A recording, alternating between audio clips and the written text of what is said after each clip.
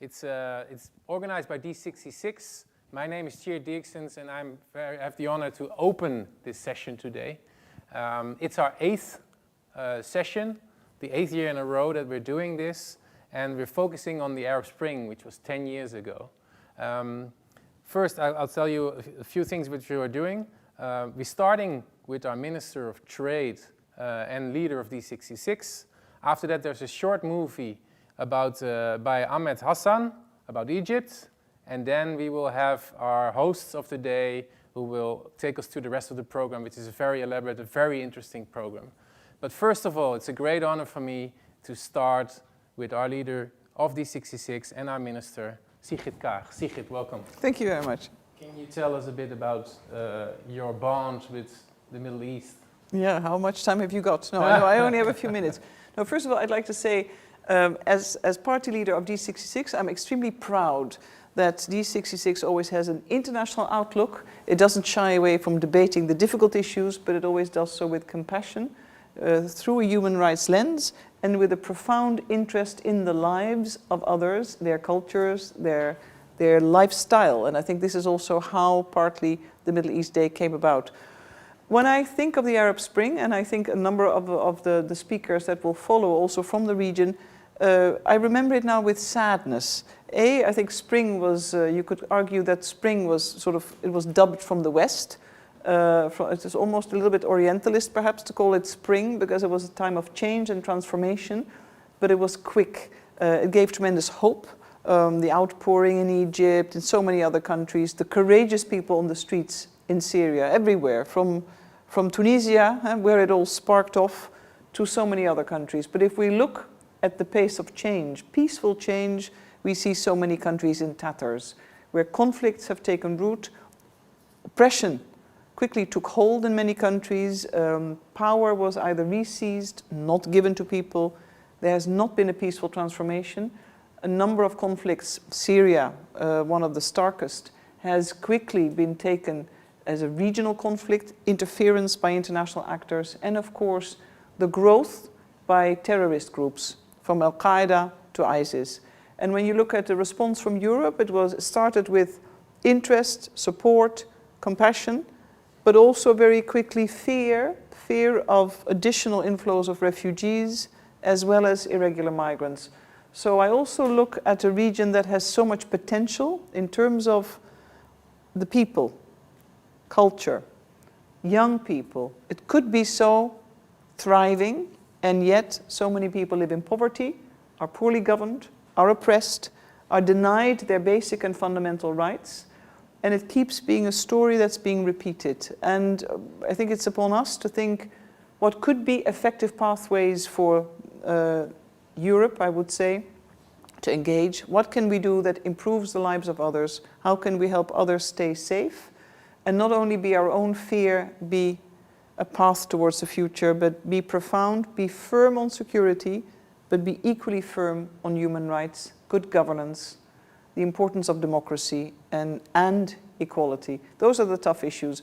I'm a member of the World Economic Forum Council on Middle East, and we debate so many times issues of gender equality, jobs for young people, the importance of trade, and economic growth to be able to be that motor of change. It's a rich region. It's in a way unfair to say Middle East. It was always the Middle East as seen from Europe. Different countries, different variations on culture. One profound sharing feature, of course, is language. Also religion, but there's so many other actors at stake. So I have to be optimistic and look at the opportunity not only to build back better, but to drive the change we want to see, and that so many people, the millions of people from the region, would like to see, and that are very capable of delivering on, if they're given the opportunity by their own leaders and their own systems. Thank you. Just one question. We have a lot of young people from our partner organizations in these countries. What is a message of hope you can give our partners? What do you think, where are the chances for them? I'm not quite sure hope. I think it's more encouragement. I would say firm encouragement to engage, even if it's difficult. And I know in so many countries that it is really, you're taking risks with your personal security, that of your family, that the state may be listening to you and maybe following you. engage in civil society where it's possible, seek out support internationally. I think D66 is always keen to partner. Look at themes where you can at least advance the issues of your society. So many young people do it using modern technology. Look at education, find the startups that suit your needs, find voice where you can. Don't put yourself in harm's way, I would say. Peaceful transitions are extremely important, and above all, never give up hope, because change is always possible, even in the starkest of times. And I think it's very important we see many more young people from the region speak out, be heard, be seen, because you've got so much to offer. And this is a region where the elderly or older men mostly rule, and it's a region that is full of young people that are passionate, capable, able, and that want to really stay in their own country to work, deliver, and be part of the change. So that is my message of hope, because I'm a firm believer it's possible. Thank you, Sigrid. That's a very strong message, and we're very thankful that you were here. We could fill the whole evening with you, but we've got such a great program, so... You've got a great program. That's the most important part. So we're going to follow up on the program. Yeah. Thank you so much. Thank you. We start with the movie.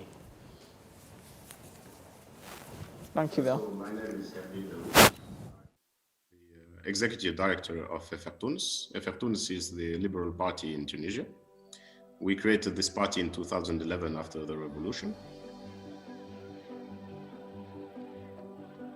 The revolution was very, very interesting because the dictatorship was some kind, of Orwellian stuff, meaning you had the impression that the police and the secret services and stuff knew everything. So people were very afraid and very paranoid. And then what happened during the revolution is fear disappeared. People weren't afraid anymore. And the second fear disappeared, the system broke. And so you realize that a dictatorship, it's controlling people with their own minds. The revolution was quite unexpected. Everyone knew that the regime of Ben Ali will not last forever. But it was some perspective of maybe when he dies. But like that, at that moment, history is very funny, because it's a lot of small things that just, I'm sure that if someone tries to do something like that, he fails. But when it's just let like that, it happens. I mean, the guy, he had the supreme power, and then some guy around him said, okay, just leave the country for a week. And then the guys who sent him away actually betrayed him and wanted to take power in his stead. But then they fought against each other, so no one was able to take power. One of our main luck is that Ben Ali, when he took power in a coup, and he took power in a coup with the help of the army. And he was a general and minister of interior and then prime minister. And so he was suspicious of the army, so he weakened the army for 20 years. The army is appreciated in Tunisia because it never got into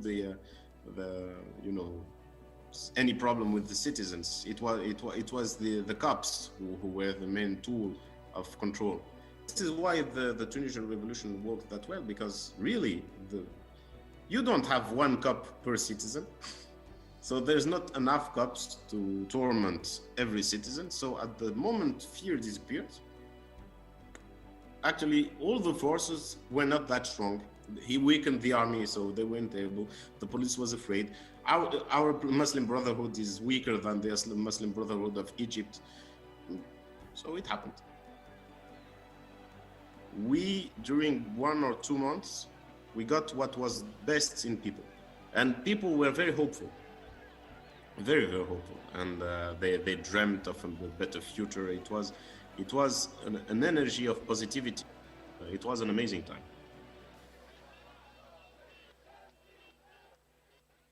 In time, and we will be reflecting on that this evening, on what happened in the revolutions in Tunisia, Egypt and elsewhere 10 years ago, a whole decade, and more recently, the demonstrations that we've seen in Lebanon and Iraq.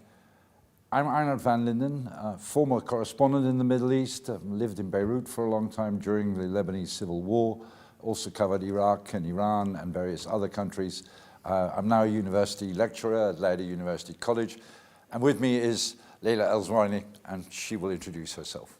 Hello, I'm al-Zwaini. I'm Arabist and jurist from Iraqi origin, Dutch Iraqi, and I've worked and lived in Yemen, Egypt, Iraq and Afghanistan, where I had joined the United Nations, and at the moment I'm self-employed and very much into a mission that we are going to talk about with the Arab youth. Leila, let's begin. We've just seen a film about Tunisia, really about what happened 10 years ago rather than what's happening now. Yes. At the time, there was great hope that this would bring enormous change right across the region, but then it became a situation where really Tunisia became the exception that proved the rule, that the revolutions did not succeed. Has the revolution succeeded in Tunisia? What's the situation there now? Well, the revolution, I don't like it if people say, has it succeeded? In other words, has it failed? It's still ongoing. It's a process and it will take long. And people start to realize it will take probably several generations. In Tunisia, as we speak today, there are now demonstrations and strikes, even now by the health sector. There is COVID-19 now as well, but there is a continuous continuation of unemployment, of very bad services, very bad infrastructure. So the strike today is also the infrastructure of hospitals is so bad that a young doctor recently just fell into a lift shaft, so to say, because the lift didn't appear. And this is just one of many, many accidents that happen also in the street. This sounds very, very basic and not like the big dreams of the revolution, but this is what matters to people. Do we have jobs? Do we get our salaries? Yes, do we get democracy?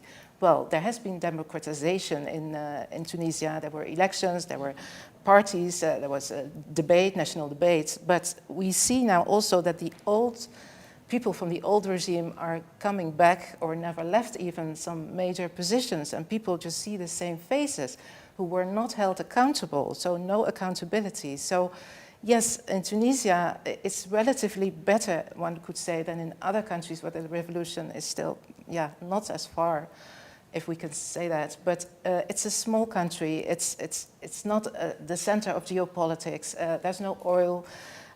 It is farther away from the rest of the Muslim country, Arab countries. So it is a kind of indeed an exception to the rule. People I know from Iraq and Yemen, they admire Tunisia and Tunisians, but they don't see it as the same as their countries. It's very different. It's very Europeanized. But we in Europe, we don't really see Tunisia as a country that is important to help. So where were we to help these young revolutionaries and the young democracy to proceed and the discussion, the debate, which is very important about the position of the Muslim Brothers, which are also is a Nahda party who got in power first, then now they are still part of the power. How do they develop their discourse about Islamic State, the ideal Islamic State, within a secular framework? So the new constitution of Tunisia now has both statements that Tunisia is a civil state, a Dawla Madaniya, but it's also Islam is the religion of that state. So how can civil and Islam come together? And this is very important. This debate and conversation is not really, it's still ongoing, and people who are Muslims also in Tunisia, but there is not one Islam, and it's still a taboo, and there's very much pressure on, the tension also between what does secularism mean, what does Islam mean, should Islam be part of the state? Well, it is in the constitution, that's the reality now. People, in people's lives, it plays a big role, Islam, even if it's your lifestyle or a moral compass or a ritual or really your faith and belief. Either in Tunisia, people just they are not that Europeanized as we think, maybe. But could we, in the past 10 years, as we, the European Union, not have done more, in your opinion, to help, for instance, seeing that the hospitals or the infrastructure are better? and to provide more jobs for the youth, because Tunisia, like all the countries of the Arab world, has a vastly disproportionate number of young people. 60% of the population is under 25. Could we not have done more? I think, yes, indeed, unemployment, that's the big issue. That's how it started 10 years ago with, yes, the young man who set himself afire because he was a student and he couldn't get a job, a proper job, no income. And that is for many people and many young people still the same situation. This is also, and that seems contradictory, that Tunisia has also the largest number of young people who has joined Daesh, Islamic State, to become fighters, jihadists. Why? In a secular, more secular state than in other surrounding Arab countries, because of unemployment, not having money to help your family, to build a life for yourself. So this is indeed, they come now to Europe as migrants because, you know, so indeed we have, it's even in our own interest to help the Tunisian youth. So because we don't want economic migrants, we don't want jihadist fighters. So yes, Europe should look more, especially to the neighbors nearby, not only to the big countries with the big geopolitical problems and the big economic, you know, opportunities for us as well, but also to countries, especially like Tunisia, because indeed it should be a little less complex to help and to see how we as Europe, you know, we should not take over. We should not be their saviors, not at all.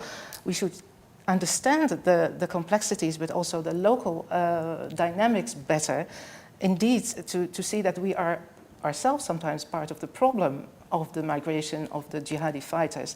And we can do much better, I think, and we should, especially in the economic field, yes. I think it's probably time to move on to, rather from the periphery, to the country which I think the city is called, they call it the mother of the world. Yes. And it's very much central in the Arab world, to Egypt, but I will let you introduce the film. Thank you. Yes, we are going to watch a short film by Ahmed Hassan. Ahmed Hassan is a human rights activist from Egypt and a filmmaker. He was the main character with his friends in a very, very good film, The Square, which I recommend you to all watch. But here he made himself a short film, which we are going to see. And afterwards we will have an interview with him.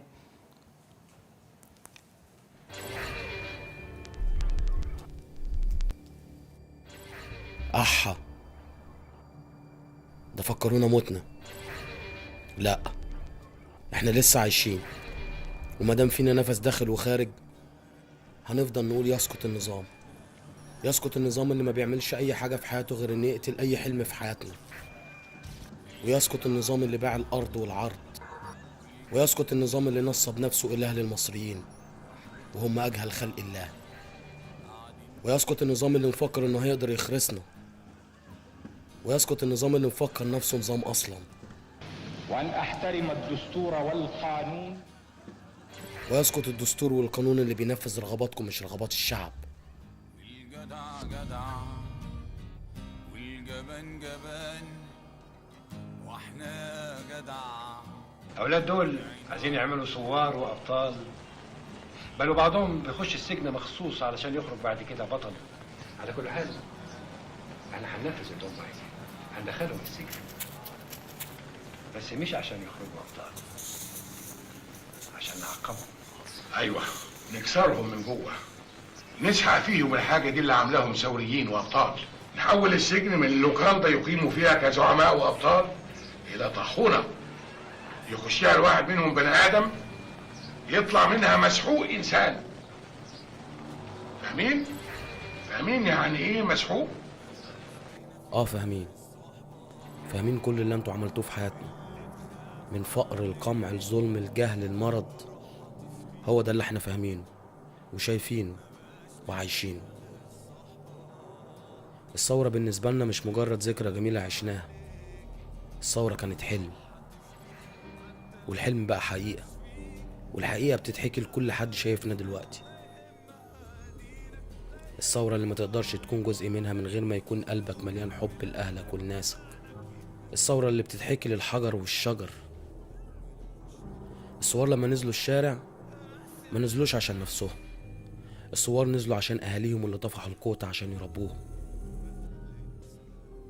ببساطة احنا خرجنا من احتلال لاحتلال، ومن ملك لملك، ومن رئيس لرئيس، واحنا المطحونين في النص. والنتيجة بطالة واضطهاد سياسي، لدرجة اننا بقينا عندكم ضحكة بتتسلوا عليها اخر الليل. علي صوتك يا سيدي السامع، علي صوتك.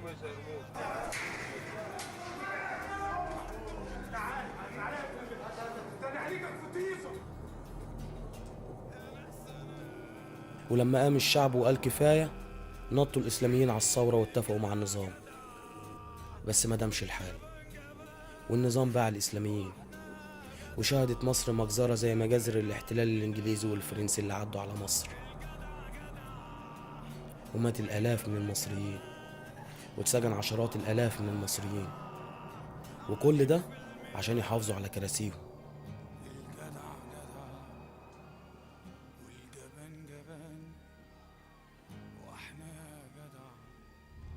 الناس دي ما عندهاش مشكلة انها تدمر بلادها وتقتل شعوبها، المهم الكرسي.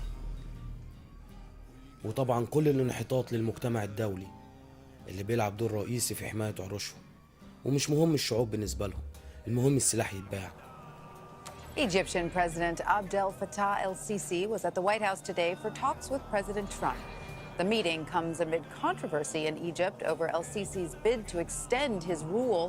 The country will hold a referendum this month on constitutional amendments to allow him to stay in office until 2034. Can you hear me? Yes.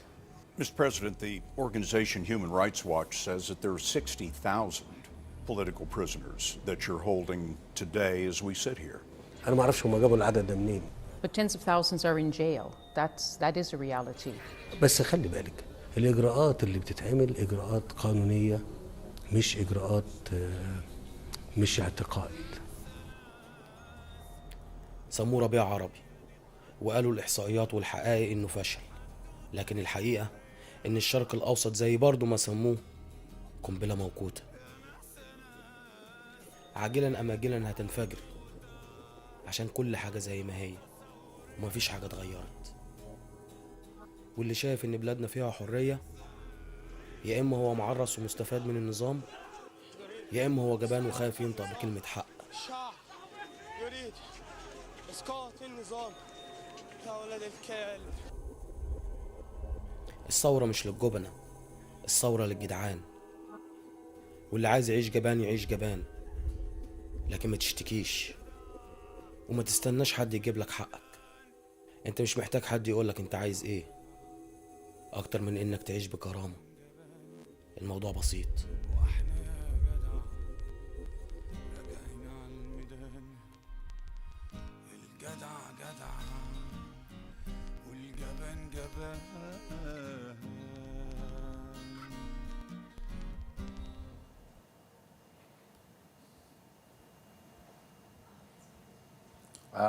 And we hope that Ahmed Hassan is going to join us. There he is. Hello. Welcome, good evening. I think from Turkey, am I right?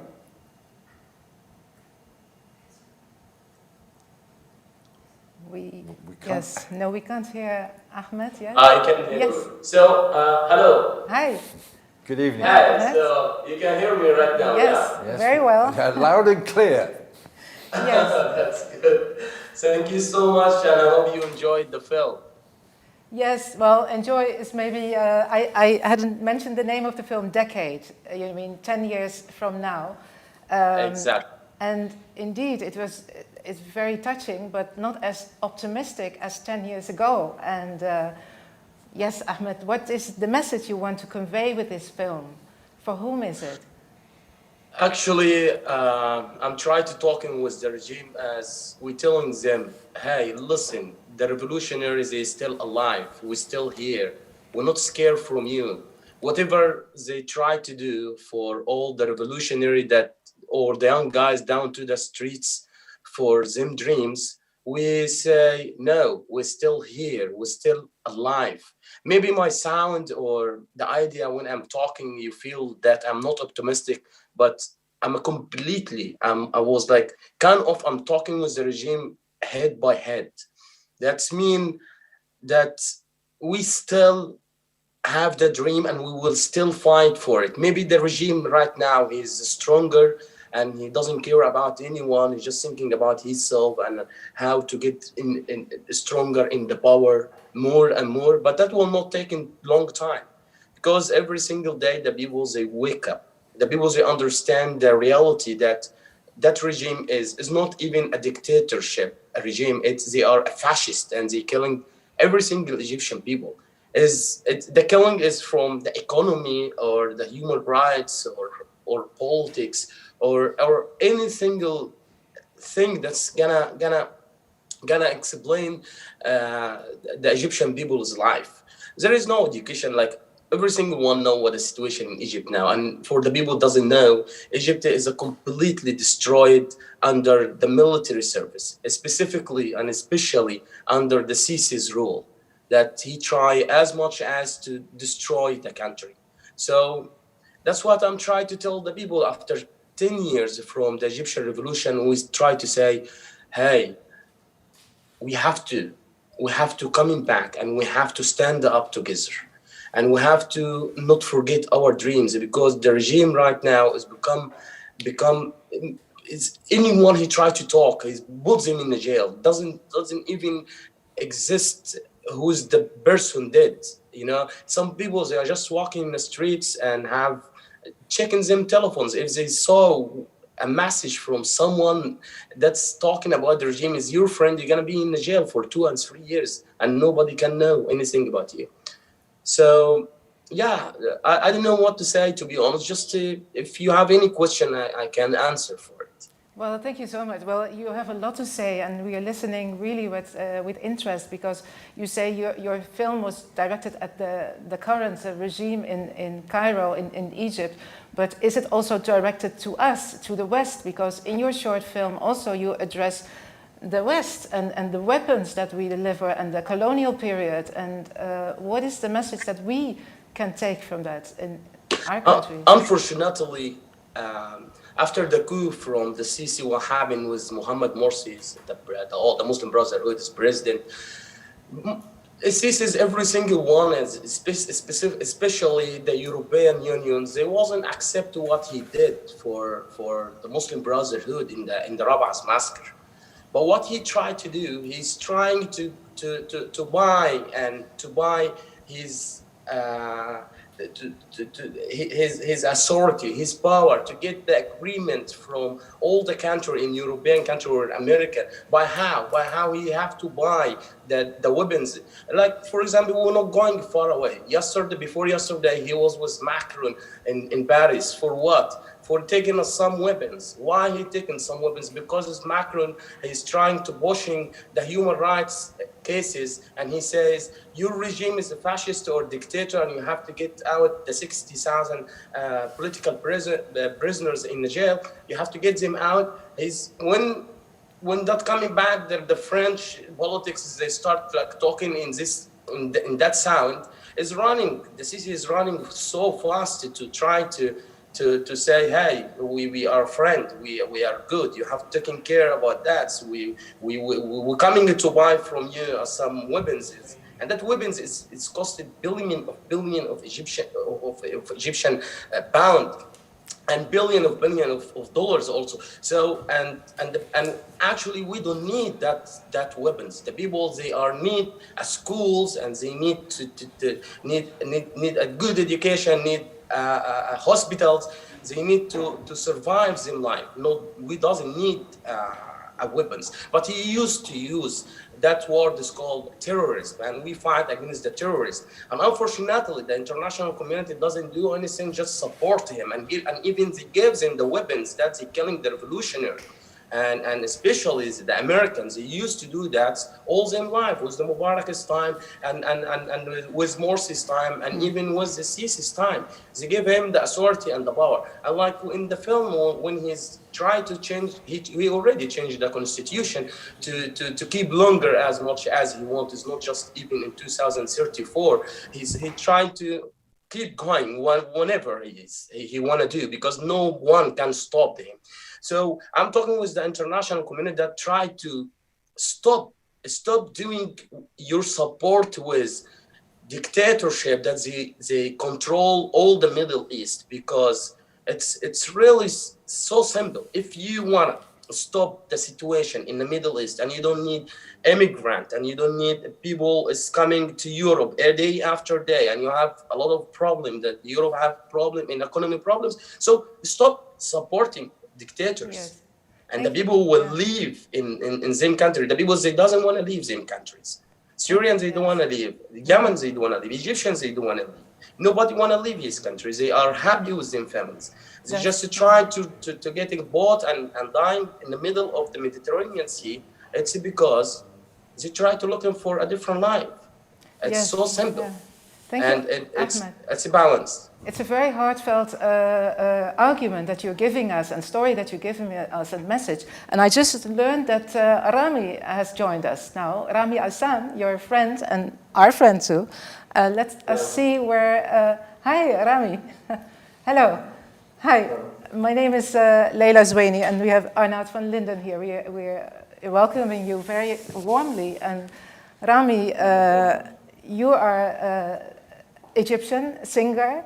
And I have a personal story to share with you, because I was in Cairo in Tahrir Square in 8 July 2011 when you were singing this song, كلنا إيد واحدة وطلبنا حاجة واحدة مدنية مدنية.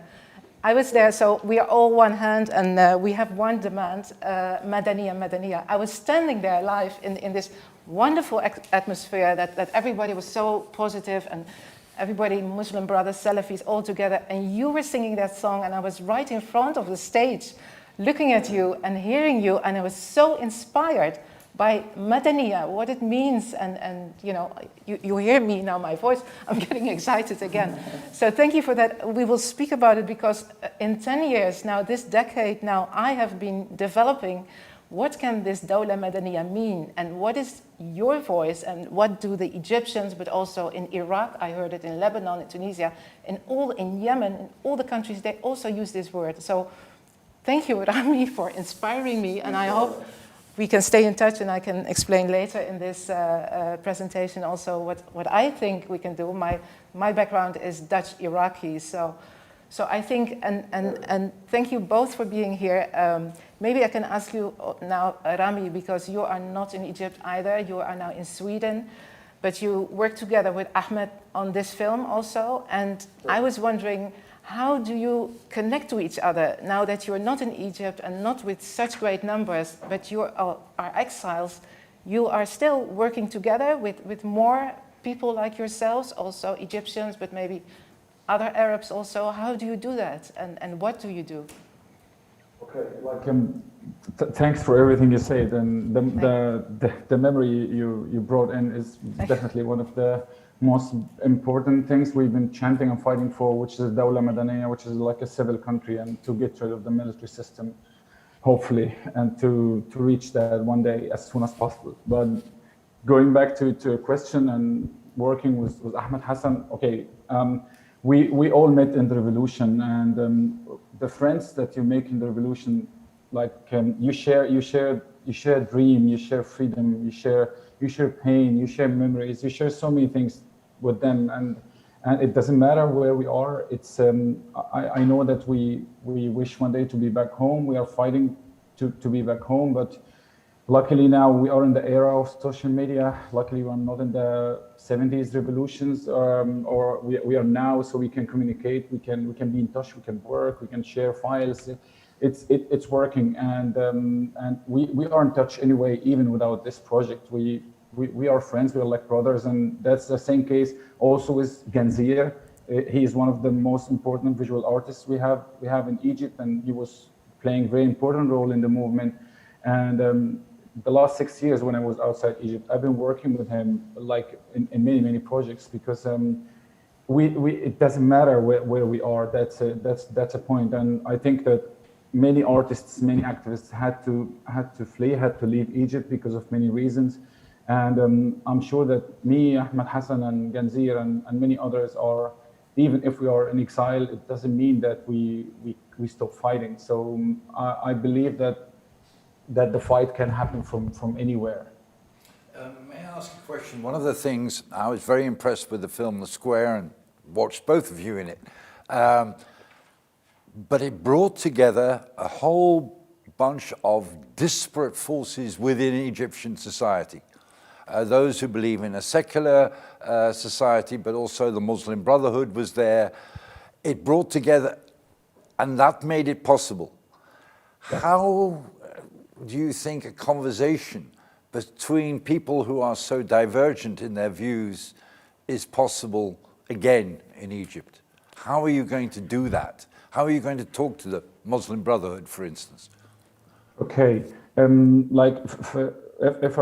go back to the 2011.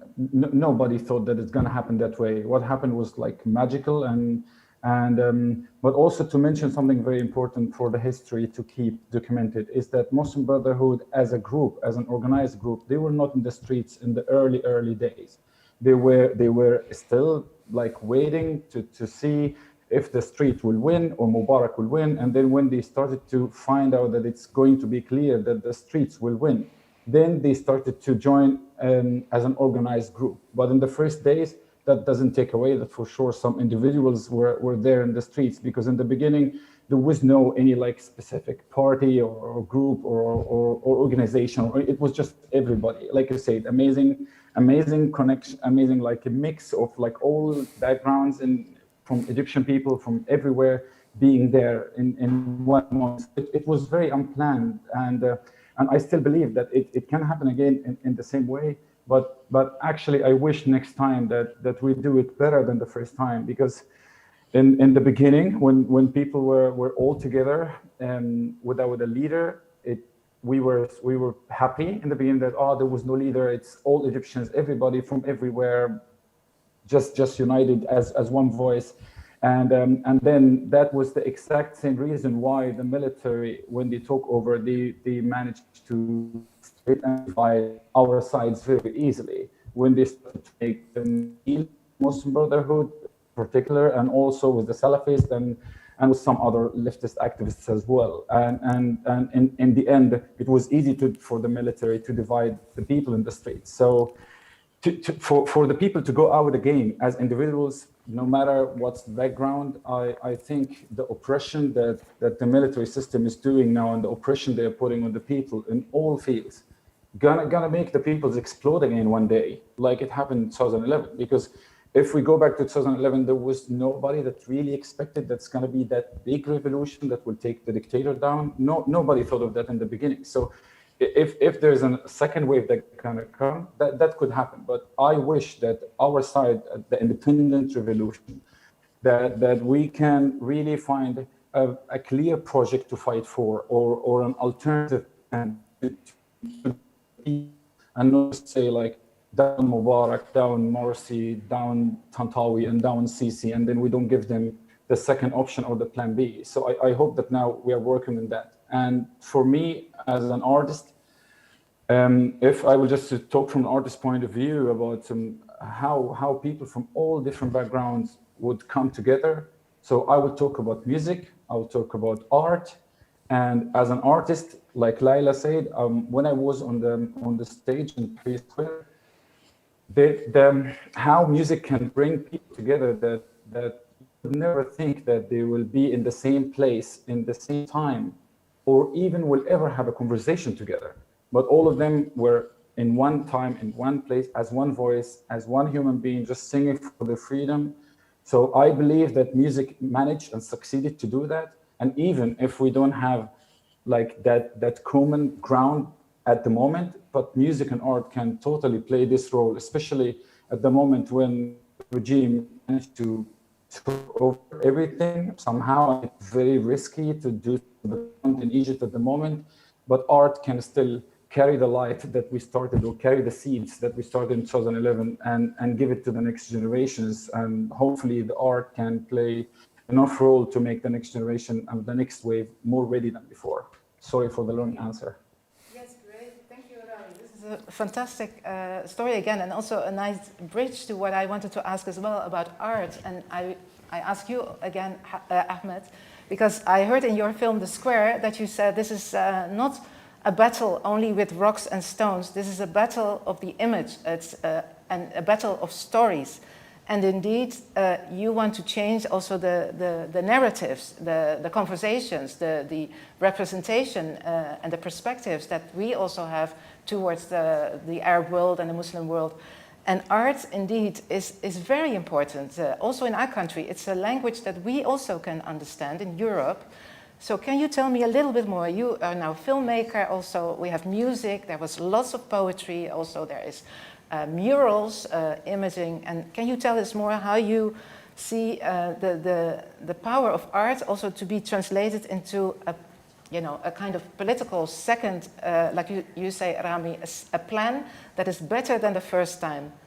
Can you tell us something about that? Is art the way to make this better plan? Of course, yes, because specifically when we move far away from the story time that the revolution did, we try to go out of the box of all the artists that they try to give it.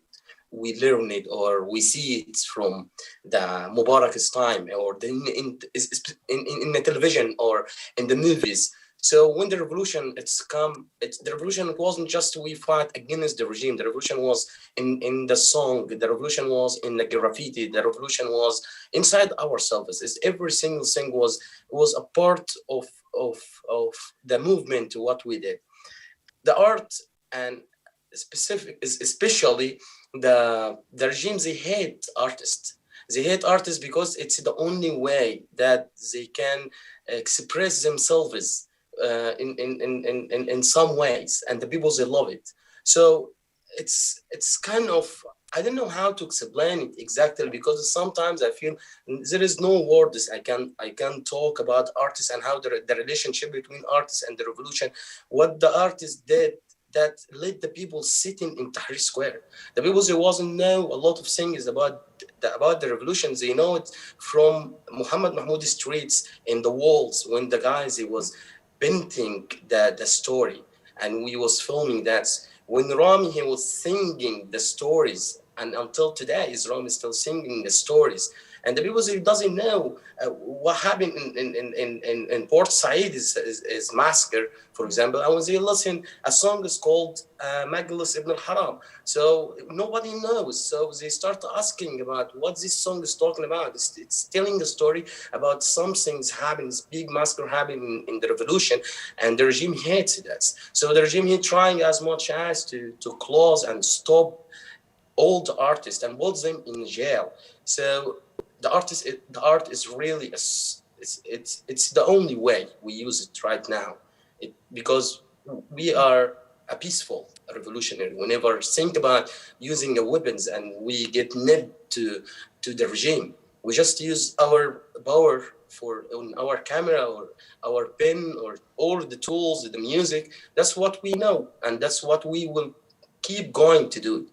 And in the film, in 10 years ago, when I will say, the revolution is not just the people down to the streets. It was, I mean it. I mean, like today, how many people, hundreds, or maybe it might be 1,000, that's down in the last September.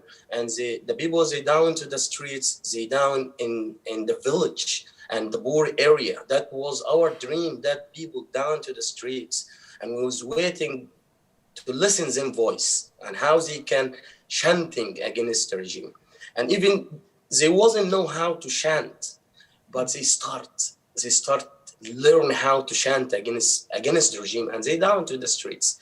So the revolution is still keep inside the streets, and that's why the regime is scared.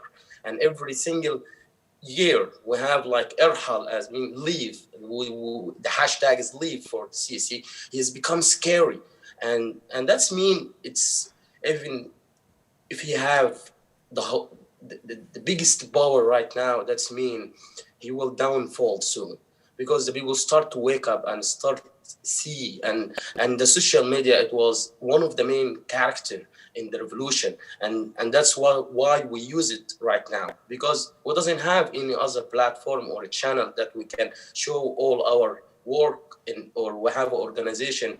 Every single channel or in the media platforms, they need they have kind of like agenda. Everyone wants the work. It's become as they want, or the same countries or the organizers you want. So from here, we try to use the social media individually because it's the only way. And the people really, I know it's not that much and not that strong of the revolutionary right now. Maybe the people, they think we are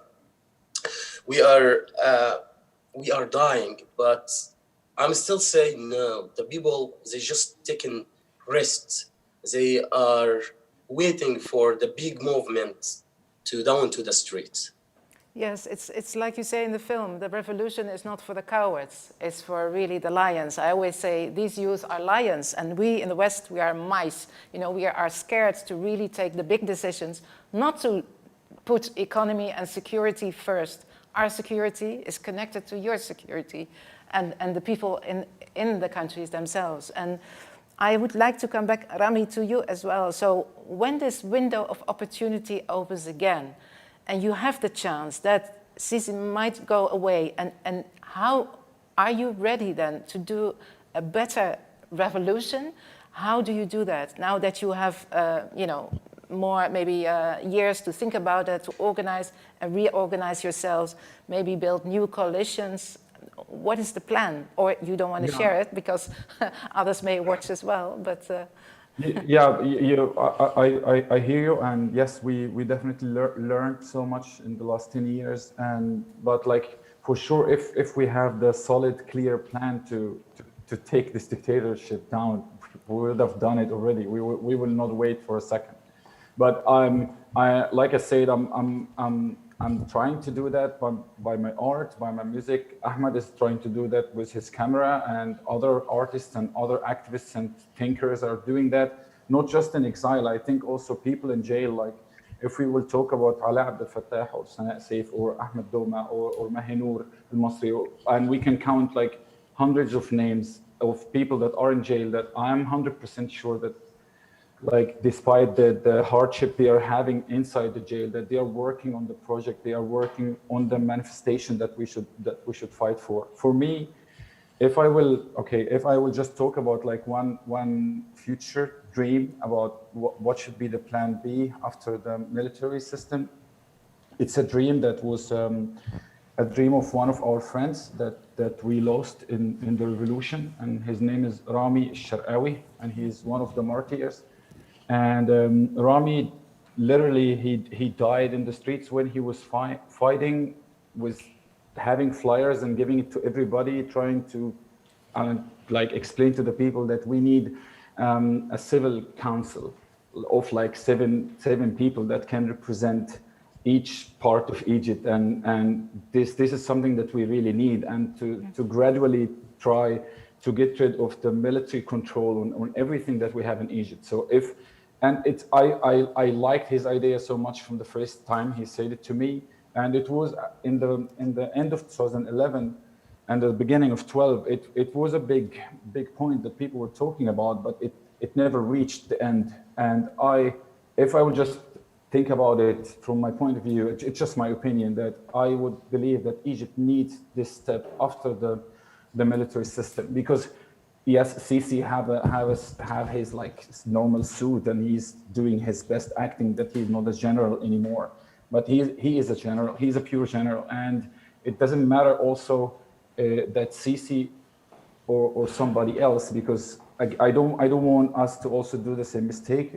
Hopefully, with the next wave, when it succeeds to take Sisi down, that the problem is not in Sisi himself. The problem was not in Mubarak himself. The problem is in the military system, and we have to gradually work on that. And we definitely understood that we can't be naive like 2011 and think that a corruption of 60 plus years by military system can't be changed in 1 year. They have roots of corruption in everywhere, and it will take time. So we just have to keep educating each others and ourselves, and try to be more ready. And I think getting in contact with and having a bigger network, especially in the region.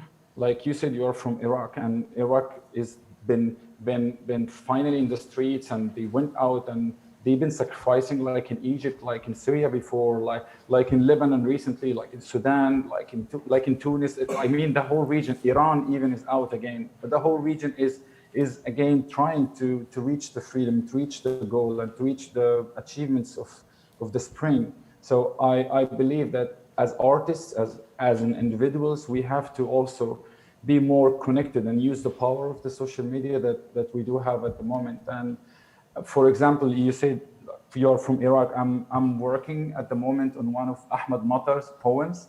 It's called Galalet al-Humar, and I'm wishing to work on finding an Iraqi local rapper living in Iraq or outside of Iraq to do this collaboration.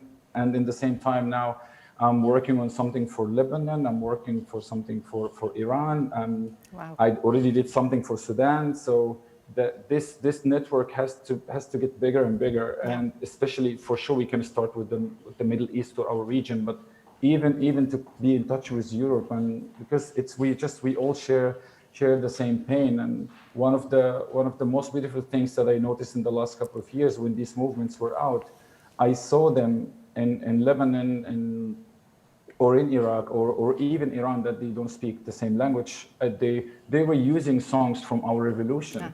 And the songs that we did really took big part in the revolution. One of them was Ya Majlis Ibn al-Haram, that was for Ultras Ahlawi that Ahmed mentioned earlier, or for Ahd al-Ars that was so big in Lebanon, or Tati Tati that was in Iraq. And so like we just all share the same pain, and we just keep educating each other and ourselves and try to be more ready for the next wave. Thank you so much, Rami. I think we have 2 minutes left, yes. So I will go back to you, Ahmed, also.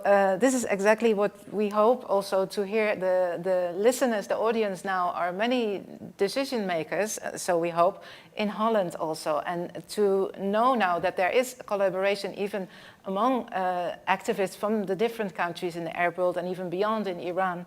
And I heard also Rami say at another occasion, it's a group effort. So indeed, what can we do? What do you want to tell now that you have the platform to Dutch decision makers? How can we, or our decision makers, and we as citizens help this group effort? I don't know what to say, to be honest. More than I need your support. I need all the citizens that can talk about what's going on in Egypt right now, especially our friend that's in jail. We talk about more than 60,000 people, and most of them, they do nothing, and they get in jail because the regime just is scared from nothing also at the same time. So if the people, they have the power, and always the people, they are the power. If they can, I'm not saying going to the streets and have been administration and make a march against our dictatorship. No, I'm just saying, please tell all your government and tell the EU and tell every single member in the parliament, stop supporting our dictator, stop supporting that people, in the end, they killing us and they killing my people, and they will keep killing them people if your governments, all your government is supported them. We don't need more than the people, they stand up with us and telling everyone the story about the Middle East. I cannot say they're just only in Egypt. And the problem is the people, they know, but they not talk. We need them to talk. We need them to feel us. It doesn't mean that we grow up in the Middle East and you grow up in Europe when nobody knows what the future can be. Most of Europe in less than 100 years ago, it was in the Second War, and the Middle East was as completely like a paradise, and it was different. We don't know what time it will change. Nobody knows. So we need your humanity to support our people and to be against our regime, because our regime is killing and torture our people. So please tell your government to stop selling the weapons or support this government. That's what we need. Thank you, Ahmed, so much. Do you want to add something, Rami? And then we have to close it off, I think. Yeah, I agree with Ahmed, and I just want to say one extra thing, that as individuals, like we have this, like people say 60,000, people say 100,000 political prisoners. If you can like find any of the cases and just share about them, these people are forgotten there. And when there are many poets are in jail, one of them is Galal Bahiri, that is my colleague that is in jail at the moment. And if people can just find the poems that we've been translating and just to English so you can understand, and you can just share the poems of these people in jail, or share about the cases, or just share about the politics and the dictatorship that we have in Egypt. It's very needed, especially that we know that Egypt is not hot topic anymore, like 2011 and 12 and 13 when everybody was talking about us. But back then, people had the power, and we didn't need that much attention from outside. But now we need this. So by just sharing a post about the brutality happening in Egypt, or about people in jail, that will be helpful, and definitely stop supporting the dictator. Thank you very much. This is very clear, and we will listen to your stories, to the people who are now in jail, translate your poems, and start a conversation and group, as a group effort, like you both say, and take our own responsibility as well in what we can do for you both. Thank you, Ahmed Hassan. Thank you, Rami Assam. I really hope to meet again. And for now, have a very good evening. And thank you so much. Thank you so both. much. Have a Thank good you all. Thanks. Bye. Thanks. Ma salama. Ma salama. Thank you for joining us. Well, from Egypt and the revolution there, we move to talk about, or actually watch a film about Lebanon, made by a Lebanese activist, Riwa Ghawi. Lebanon, as everyone will, I imagine, will know, has been hit by one disaster after another. There was the very visible disaster of the 4th of August, when there was this huge explosion in the port of Beirut, which devastated whole neighborhoods. But Lebanon has been having other devastations as well, economic and political for some time. Leila and I are going to talk about that a little while, but let's just watch the film first.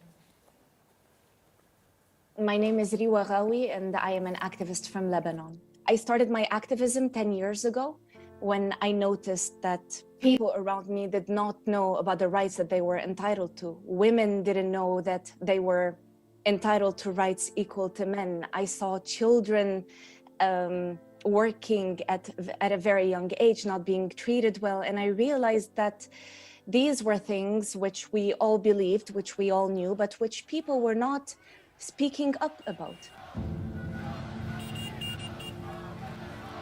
I wouldn't say that Lebanon was affected by the Arab Spring as much as other neighboring countries were. But it has done an amazing job at changing a mentality, at destigmatizing certain ideals, at making secularism more acceptable, at making certain marginalized groups more popular and less taboo, at empowering women.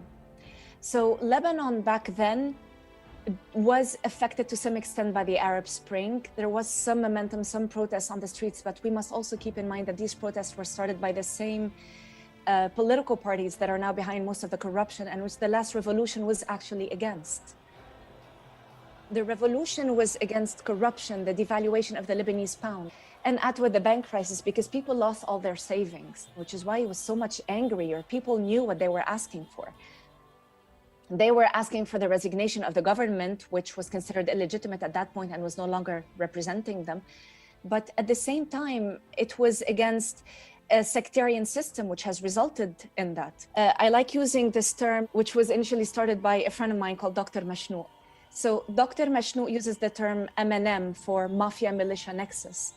And it's the system under which Lebanon now operates. So it is a power sharing system in which the mafia, which are the ruling parties in the country, are empowered by the militia, which are the parties that are more armed. And therefore they empower each other, and we end up in a system which we cannot break because it is powerful both on a political front and a military front. You know, when the revolution started, everybody was hitting the streets and speaking from the bottom of their hearts. But then over time, when we started seeing the violence against the protesters, security forces were aiming for protesters' eyes. They were genuinely hurting people. Several people died. When you're attacking protesters and people and activists, over time, I don't want to say you weaken them, but you definitely make it a lot more challenging for them to be able to speak up their minds and say what they really think about everything that is happening. And this also makes it more challenging for me because I speak unfiltered about what I think of the government, of the people, about everything that is happening. And every time I want to post something, I have to think of the consequences.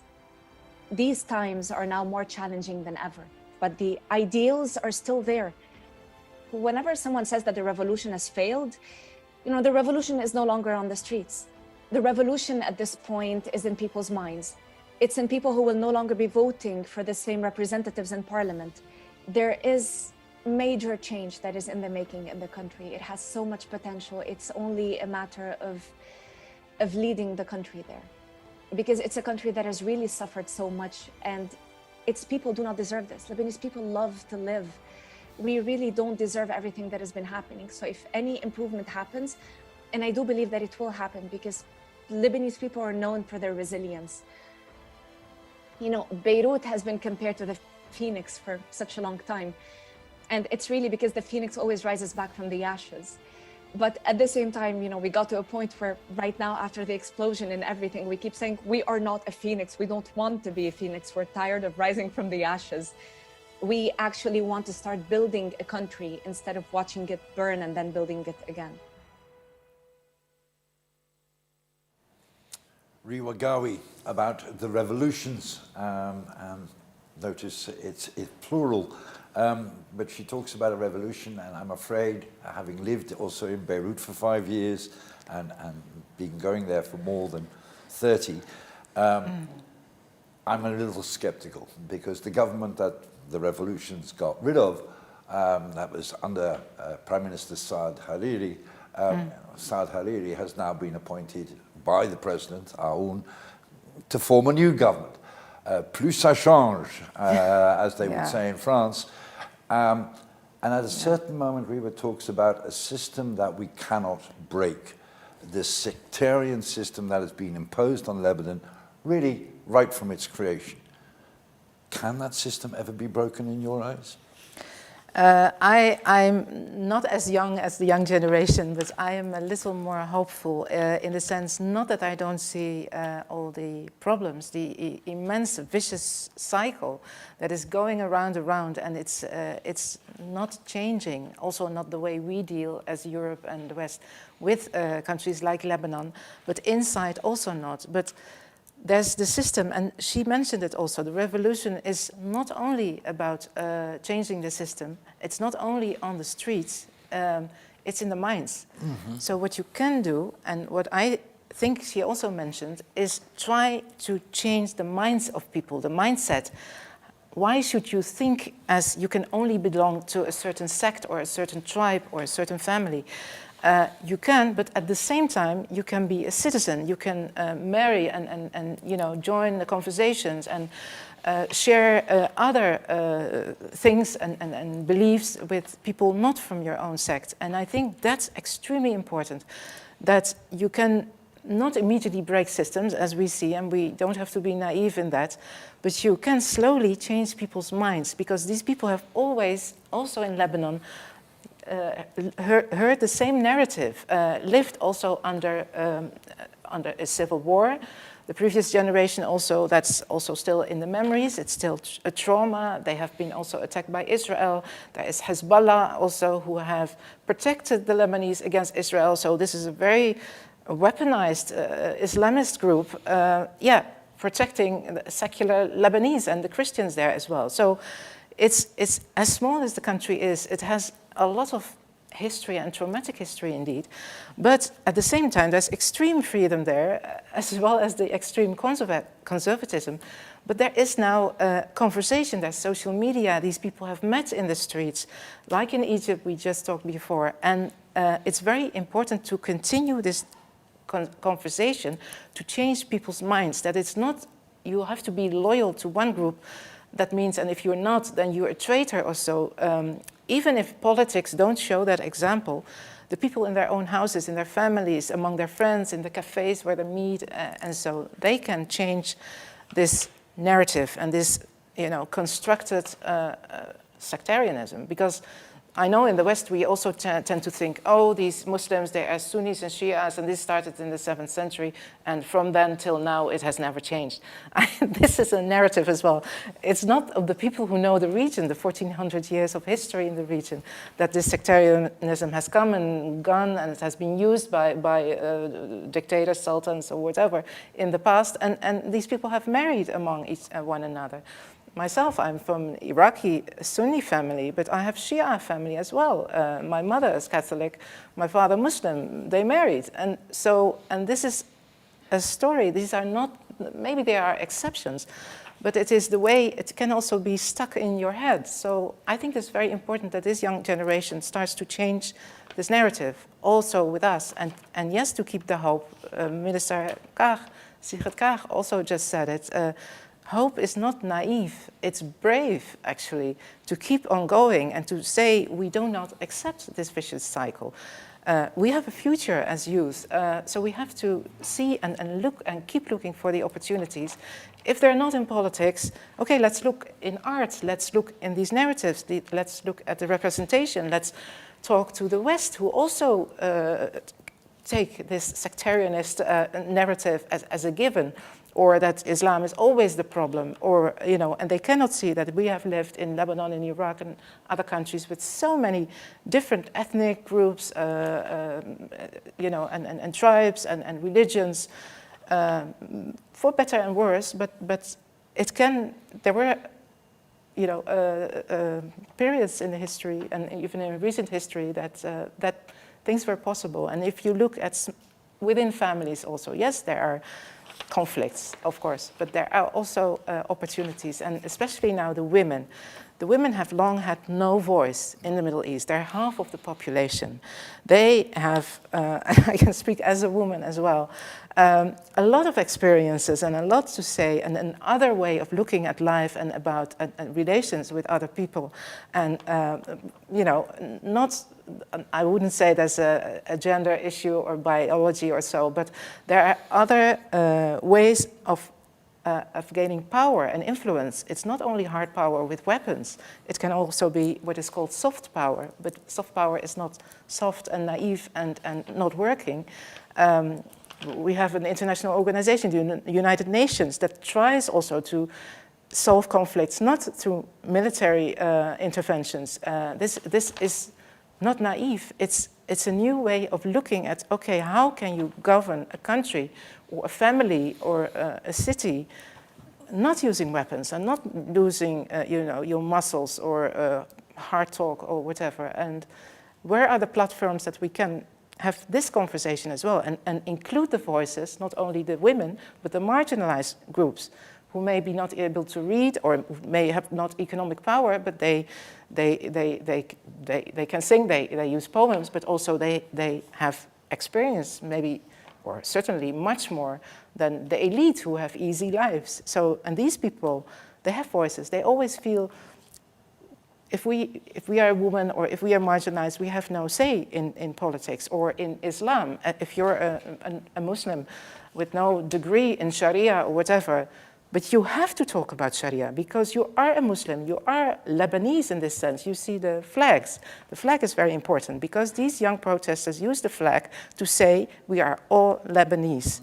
Christian, Muslim, sectarian or not, we are Lebanese, and under this flag we are one and we are united, and there's no difference in class or gender or anything. So, and this flag, you see it in all other revolutions. Yes. When 2010, 2011 happened, for me it seemed that one of the important things was that the sort of cycle of fear that all these dictatorial regimes had encircled them with was broken through. And I think the Tunisian speaker right at the beginning said, fear disappeared. Do you still see that as the case? And are therefore these conversations possible? Because in Egypt, it's become very difficult, as we heard. Both of the people we spoke to are living in exile. Yes. Do you think that conversation is actually taking place without the fear that that hung over the Middle East in a certain sense? Well, I have to say, if you see the young people going on the streets and they're met by live bullets and they're still going, I think that's amazing. If you're young, you don't want to die. But if you are not afraid to go to the street, and you know you get live bullets, that happens in Lebanon and Iraq now, then yes, this part of youth is not afraid. But at the same time, she said, Riwa said it also, I always have to be conscious what I put on social media, what I say, always have to think, is this dangerous for me? Because people do get, in jail and worse for speaking out. About a woman in Basra. Yes, who was killed. Yeah, exactly. And even women are killed. I mean, not to say that women are less, but indeed it's a big taboo, talking about taboos in the Middle East, to touch a woman and to do harm to her or to kill her even. Not that it's not happening. I mean, these protests in Lebanon, it's not only to break the system, but it's also against domestic violence. Yeah. It's against not having decent electricity or clean water or yes, indeed, jobs and the same that we hear. So there are many layers and levels that people have to fight and find a dignity as human beings. And I think a lot of fear has been overcome, especially when everyone was united. If you're in a group, you're protected by the group as well. But as individuals and with all the, the hacking of social media and so, it's not that all fear has gone, but there's definitely, less fear, definitely. I can see that, perhaps also not with all the people, because all the generations also, they are saying, there may be like, we have gone through a civil war, so let's not do it again. It's and it's the fear of change as well. That's another level of fear, not only for live bullets and for being in prison, but the fear of change. We have that too. We are very afraid of what we don't know. Everybody is. You've been to Iraq. You are half Iraqi, but. You have been struck, and you talked right at the beginning, but I'd like to come back to it, this whole idea of the Dawla Madaniya, of a civil state, of creating something new within the Middle East, whereby, in a sense, you have to try and marry civil society as we would see it in a secular society with the fact that these are Islamic society, that's a reality that also has to be dealt with. How do you think this marriage could be made? Yes, well, thank you for asking. This was indeed, and I was so happy to meet Rami here. He is again. I was really infatuated also with him, a little bit, I must say, but with his song and the significance of it, because like he said, the songs, the poems, they have texts that mean a lot. So when this word Madaniya, I heard it then, and I saw it also in The Square, the film that Ahmed Hassan made. Madaniya, for them, it meant exactly what they felt and experienced in the square, and the square in Arabic is Midan. Yeah. So he dreamed of, we wish that Egypt would be like the Midan, so that it's governed by the people, that we are all united with one cause, and we know each other, we talk to each other as humans, Muslim brothers or whoever we are, women, men. So this idea of Madaniya, that's very beautiful. And it's not only a slogan, because with my background in Sharia, in traditions, in countries that were very conservative, Afghanistan, Yemen, and I saw, okay, Islam is a reality. It's there. There are, even Ahmed Rami are Muslims, but in their own definition, and they want to explore and define what it is. So to put Islam as a law, as the state law, that's not Islam. That is enforcing one Islam on others. And in Sharia, there's a very basic principle. There's no compulsion in Islam. So everyone has to be able to look for yourself how to reach, well, the heaven and God's will and so. So not to go into these details, but that Islam has to be part of the conversation of this civil state. And many people translate it as secularism. It is also secularism, but the people there, they see secularism as their dictators. Their dictators are secular. So this is not a good connotation. This is not what they want. They see secularism as European colonialism, as the war in Iraq in 2003. This is traumatic throughout the Muslim Arab world. This is still traumatic that the West can suddenly decide, the democratic secular West, to invade a country that has done nothing against them. Yes, Saddam Hussein was very evil to his own people, but was not the one who, in 9/11, we all know now. But this democratic secular West invaded the country, broke it to the bone. These Iraqi people, my family also, they're still struggling. The Daesh came up, not one Saddam, more Saddams came up now, all these dictators. Militias came up, Iran came in. So this is traumatic so this kind of secularism is not what they want. So I think, okay, let's define, let's help, let's listen what these young people, how they use the word Madaniya, if this can be a term, the vocabulary, to define from their own histories and the different religions, not only Islam there, and the different traditions all together, all these building blocks, how do they define with their own words their own societies into this ideal Midan? What happened at the Midan also in Yemen and so, this was the same atmosphere of solidarity. And even tell us in the West, this is our way of defining secularism or, of our state in which everyone is equal. The word hurriya, the word freedom, dignity, equality, these are not only Western terms, these are our terms. They use it in their own words. Thawra, the word revolution, it was already said, we translated that into an Arab Spring. And I know the academic discussion went on, was this really a revolution? But actually it didn't really change the system. These people use the word revolution. So let's listen which words they use, how they define it. There's also not one secularism, by the way, in our part of the world. America is very different than France and Holland. So let's find and help these young people with their own words and their own histories and experiences with these building blocks. Okay, so I want to help them to see from also my experience working in, in rule of law. How do you build rule of law in a country where Sharia is very strong and also in the law, and where is outside the law, there's a lot of tribal traditions and customs and laws. So you cannot change a society only from the outside, never. With military invasions, never. With changing the laws, never. We heard it also. We helped actually the dictators to write the anti-terrorist laws, which are now used against these free minds, who are now thousands, tens of thousands, hundreds of thousands in jail.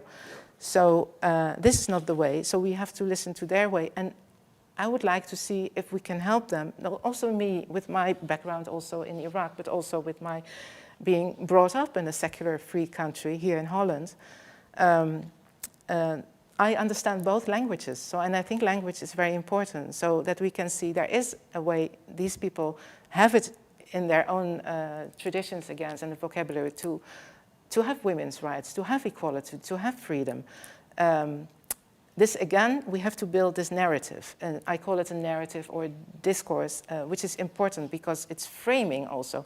If we keep saying, even in our country here, Islam and democracy and Islam and secularism can never go together, this becomes an idée fixe, and it becomes a truth, which also does not help us.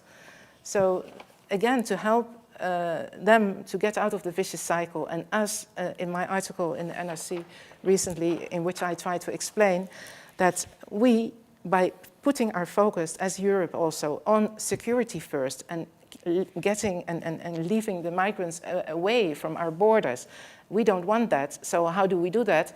Then we strike deals with the dictators there. And then, in fact, we keep this vicious circle of these people getting in jail and trying to escape to our countries if they don't want to get there, or joining Daesh. So we keep this vicious circle in place by putting the security first and also giving lots and lots of money to security analysts and so, and giving hardly any money to analysts or to the civil society projects that could even help our security. So this is my argument, is really to see Madaniya not only as a civil society project, but as a security project.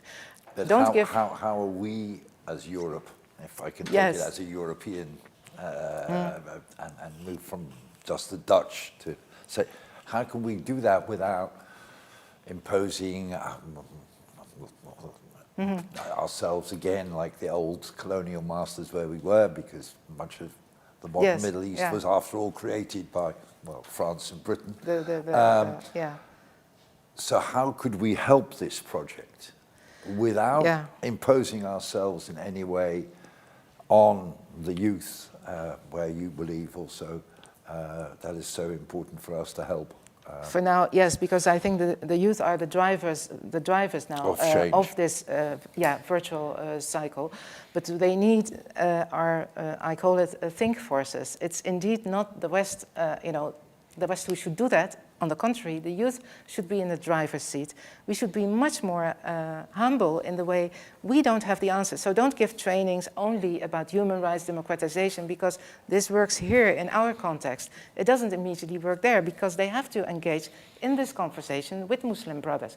Because what happens if we do it our way and keep continuing doing that, losers become spoilers. So if you exclude Islam or Muslims and Muslim brothers from this conversation and the trainings, they will become the spoilers of this secularization or democratic process. So what I think, and I heard Rami and Ahmed saying that as well, they are joining now other Arab youth in other countries. So they are looking for collaborations, that it's not only one revolution in one country, it's a broader movement. This Madaniya is for all the countries, from even Morocco, Tunisia, the countries where there have not been revolutions, but there are similar, protests in other ways going on, and similar problems with unemployment and very rigid autocratic governments. So, so to look at what are these young people doing, how can we translate that not only into civil society projects and give funding to them, but invite them and their ideas to the political negotiation tables through people like me, if I can put myself there on the platform too, who have roots in the region, who know the language, literally speak Arabic, but also know the cultural language, who have some credibility more, not that I can speak for the Iraqi youth, because they are there, they have suffered, and they're on the front line, but I can do something here to be the translators of their demands and their poems even, and literally translate that into an agenda, our security agenda. Now the advisors are mostly from the think tanks, the people who know, to protect our own borders again and our security. And these are people who don't speak the language, who have not spent years in the region and understand at different levels. Because this conflict in the Middle East didn't start just now. The revolution didn't start only in 2011. No. And you know that better. There is a long history, not back to the 7th century, but for decades. That is continuing, and I think what is, you didn't say it, but I know that when some people say, is this not very naive, this idea of these youth with their dreams and so on, but we still, have jihadists coming back to our country. But I say it's naive to keep doing something that doesn't work. For decades we see that our interventions in the Middle East do not work. It doesn't work for there, and it doesn't work for us, because we are facing, the ring of instability, as we call it. So it's naive to continue something that's not working. And it's brave to look for something else and to try something else. We are now in the midst of a COVID-19 pandemic, all of us. It's naive to think, okay, we do nothing or so. It's maybe, how we got out, we don't know. But we have to try something that we have not tried before, ever. So we're all in a big experiment, and, some of us don't agree with that experiment. But we are in a fog. In a way, we don't know where we're heading. But it's not that we lean back and we let it just happen to us and do nothing. So you have to have people who can look beyond the fog, who have vision. And it's not only a dream, who can translate the dream into a vision, to, at the horizon. This is the direction, that's the goal we have to go through, or to. Which steps do we need to take? And who which coalitions do we need? Are we, as Europe, now dealing with the dictators indeed? They're not our friends, and they will not be loyal to us and not to our ideas. These youth, in a way, who are now on the streets, they are even the enemies of Daesh and the jihadists, especially in Iraq, because that is where Daesh originated. These youth who are protesting now with no weapons, they consciously made the decision, we are not going to take up weapons. And this is Iraq, in a society that is completely weaponized, with lots of, violence, from, before they were born until now. So they don't know anything else but violence. They decided, these young people, we are going, without weapons, to face the people who do use weapons, because we want to show this is the Iraq that we want. Again, with the flag, we are not Shia or Sunni or Kurds or Arabs, we are all one, and we don't use, weapons, because this is the goal that we want. And you can call that naive. I call it brave, extremely brave. And I hope that, this, again, that we will take a back seat. Let me, together with Essam, Ahmed, Riwa, and all the others, to see if I can help, from my position here, with the other Arab youth here. There are students at the university here are very willing to join me to see if we can make a chain, a coalition of young, well, not me, it's still very young, but of the young thinking. It's a mindset as well. And to see if we can start with changing the conversation, changing the narrative, changing the framing, because we will benefit in Holland, especially very much, because we have a very failed Islam debate here as well. We have extreme right wing. We are polarized as well. I called it once in Buitenhof, the program, the Western sectarianism here in Holland, because this is the idea of divide and rule, also of only framing the conversation into extremes and leaving the people in the middle, so to say, which is the majority, with no alternative, no arguments. Yes. And so, be brave and hope. I'm yes, afraid and have a vision. I'm going to have to cut you out there, because I think we've come to the end of what D66 calls the Day for the Middle East. I should probably should thank all the people who've joined us, Riwa, Ahmed, Rami, Kabil, but above all, you, Leila. It's been tremendous talking to you. I hope the viewers have enjoyed it. Stories, despite everything that's happened over the last 10 years, also of hope. So thank you very much. Thank you too, and thank you for watching us, and thank you for all the activists who joined us, and for all the ones who cannot and could not join us and maybe not see this because they are in prison. We heard very well. We do hear you too, and we want to give you a platform too, and I hope everybody will, this will be the start of a conversation also here in Holland. Thank you very much.